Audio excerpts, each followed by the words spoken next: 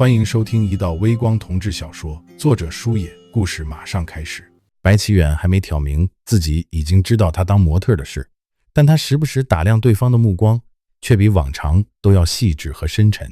這臭小子，我說最近幾個月沒見，他怎麼變化這麼大？原來是背着我搗鼓自己的事呢。家裡餐桌上堆滿了大大小小的購物袋，顏色規格各異，芝麻醬輕巧一躍跳上了桌，在袋子邊緣嗅來嗅去。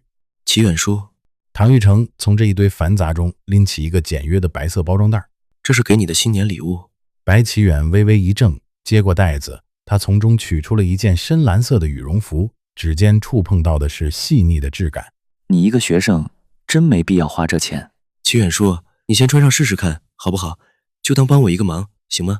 衣服上身後，唐玉成推着白起遠来到鏡子前，無論是肩寬還是腰身的剪裁，都貼合得恰到好處，仿佛是照着白起遠的身形量身定做的。效果真的非常好，很適合你。白起遠看着鏡子裡的自己，有些恍神，但想到這畢竟是他的一番心意，大過年的他也不想找不痛快。謝謝你玉成，但下次真的別破費了，你賺錢也不容易。你收下我就高興，那这就值了。但我可沒給你準備什麼禮物。你我之間不計較這個，能在你身邊待着，沒被你推開，我就很知足了。唐玉成說得雲淡風輕，白起遠卻心裡一緊，竟不知該如何接話。為了打破這股隱隱灼人的氣氛，白起遠轉過身，開始低頭核對桌上的伴手禮。昊天的爸爸愛喝酒，這2瓶是專門給他的，這個鑄鐵鍋給昊天媽媽的，還有這盒田七坊的點心也是給他倆的。這個袋子嘛，有茶葉、水果，那剩下這個，他指着一個深色袋子，露出一絲困惑。這不是我準備的，這個是我給昊天哥準備的。唐玉成在一旁平靜地補充。哦，我說我怎麼沒印象？白起遠唇角帶了一絲不易察覺的複雜笑意。虧你還想着他，畢竟是去他家過年，我不想落下什麼話柄讓他以後埋怨。哼，原來是這樣。他那張嘴說出來的話，有時候是挺煩人的，但他平時可沒少問起你。是嗎？是的，他收到你的禮物肯定會很高興的。除夕傍晚，白起遠的車停在梁昊天家門口的停車位上。梁昊天走出家門迎了上來，白起遠打開後備箱，一件接一件地往唐玉成懷裡塞。不多時，青年的雙臂裡已是滿滿當當，最後2個人沒有多余的手拿裝芝麻醬的包了。我来，我拎猫。梁昊天眼疾手快地從後備箱把芝麻醬拎了出来，然後瞧着那堆成小山的禮品調侃道：你們這是搬家呢，都是一家人，這麼見外幹什麼？大過年的不帶點東西，哪像過節的樣子？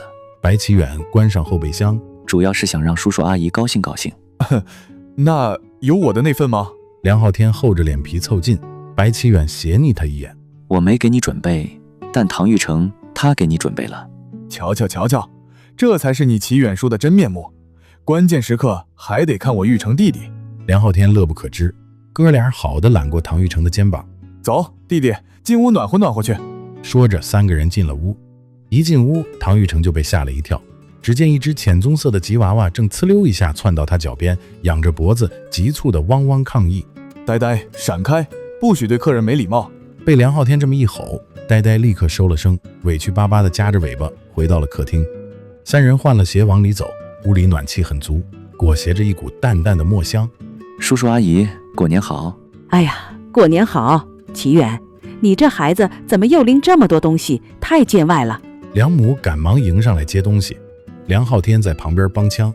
媽，你快說說他，我也是這麼跟他說的，他就是不聽。你阿姨說的對。梁父也從書房走了出來，儒雅地笑道：齊遠，你就把這兒當自己家，回自家還要帶禮，多奇怪，以後可不許這樣了。好，就按您二老說的辦。白起遠謙遜地笑了笑，側過身介紹道：對了，這就是我之前跟您2位提過的我老家那個侄子。梁母的目光落在唐玉成身上。哎呦，這孩子怎麼長得這麼俊呢？比我們家昊天都帥。梁昊天一聽就不幹了。媽，怎麼可能？男人是越老才越有味道的好吧？梁母打趣道：照你這麼說，你爸才是全家最帥的那個嘍。哎，你這句話才說到點上，就是我爸。你這小子就會拍馬屁。屋子裡頓時爆發出一陣快活的笑聲。說話的空當，梁昊天順手打開了裝貓的包，芝麻醬嗖的一下竄了出去。呆呆見狀，立刻興奮地追了上去。一貓一狗在客廳裡拉開了追逐戰，家裡瞬間更加熱鬧了。年夜飯桌上推杯換盞間，唐玉成才了解到，平日裡大大咧咧看起來没個正形的梁浩天，竟出身於正兒八經的學術世家。梁父曾任 A 大經管學院院長，梁母則是哲學系教授。梁家還有個女兒，比梁浩天大幾歲，定居國外結婚生子了，幾年才回來一次。看着两位老教授給白啟遠夾菜的親昵勁兒，唐玉成心底微微一觸。女兒遠在他鄉，幸好還有個整天插科打諢的兒子和祁遠書這樣的後輩守在身邊，才讓這間書卷氣濃郁的房子在除夕夜裡不至於太孤單。吃過年夜飯，大家圍坐在沙發上看春晚，面前的茶几上零食飲料堆了一桌，電視裡的聲音和閒聊聲交織在一起，透着一股安穩的閒適。白啟遠起身去了後院，夜晚的空氣凜冽而清透，他緊了緊領口，站着點了一根煙。院牆外傳來各種陌生人的笑鬧聲，也有正在放煙花的孩子的聲音。雖然隔着牆看不見火花，但能看到一團團彩色變幻的光暈與漆黑的天幕之間形成的明暗交界線。唐玉成也從屋裡走了出來，遠遠的他看見白啟遠佇立在黑暗中蕭索的身影和周圍的熱鬧氣氛顯得那麼格格不入，他不由得加快了腳步。他停在白啟遠身側沒說話，陪他一起仰頭看那寂寥的冬夜星空。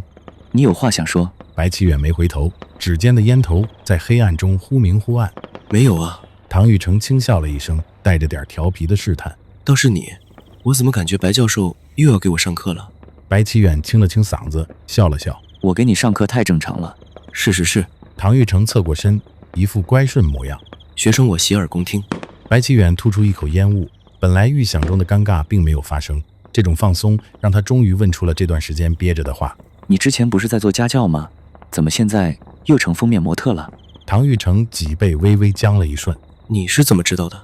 昊天在雜誌上看到你了，然後就告訴了我。他真是個大嘴巴。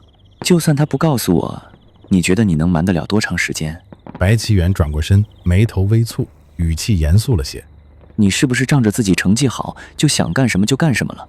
現在可都2月了，離高考滿打滿算還有幾天，你就不能安安穩穩地把這段時間踏實地過完，等高考完再折騰？